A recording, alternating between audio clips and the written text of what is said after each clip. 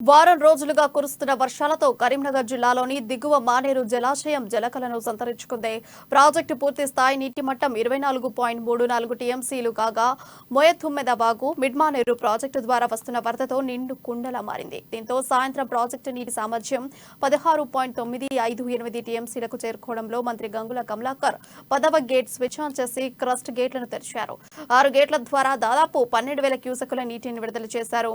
8, 9, 10, 11, 12, 13 గేట్ల ద్వారా 2 ఫీట్ల మేరకు గేట్లెత్తారు. తెలంగాణలో మరో 2 రోజులు వర్షం పడే అవకాశాలు ఉన్నందున ప్రజలు అత్యవసర పరిస్థితులు ఉంటే తప్ప బయటకు వెళ్లకూడదని మంత్రి గంగుల కమలాకర్ సూచించారు.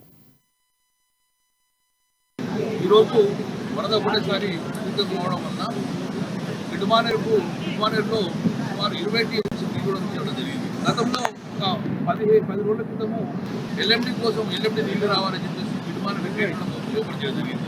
కానీ 10 రోజుల లోపలనే మిడ్మానేరు 20 టీఎంసీ రావడం, మిడ్మానేరు ఫ్లో రావడం, దాని తర్వాత ఎల్ఎండిలో ఇప్పటికి 17 టీఎంసీ నీళ్లు చేయడం జరిగింది. ఎల్ఎండికి పైభాగం ఉన్న మిడ్మానేరు కంట్రోల్ ఉంటుంది ఫ్లో, కానీ మోయతుమ్మెద వాగు కంట్రోల్ ఉంటుంది. అది ఒక్కొక్కసారి ఇమ్మీడియట్గా 1 అవర్ లోపలనే 90,000 క్యూసెక్స్లో పోతుంది, 1 lakh క్యూసెక్స్ పోతుంది.